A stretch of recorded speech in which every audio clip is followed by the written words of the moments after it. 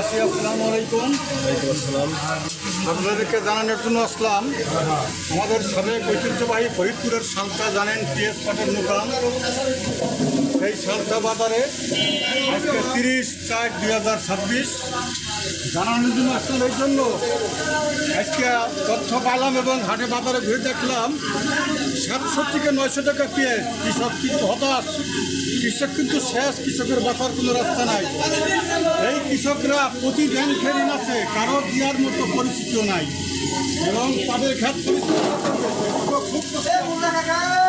এরপরে আরেকটা দাবি আপনার জানাবো, আমাদের ফরিদপুরের সালতা উপজেলার মাননীয় বর্তমানে এবং আমি আপনার পিছনে দেখেছি এই তেলের সংকট কয়েকদিন আগে আপনি যে ভয়কে রেখেছেন তাতে আমরা খুব আনন্দিত এবং আপনাকে ধন্যবাদ ফেরত জানাই।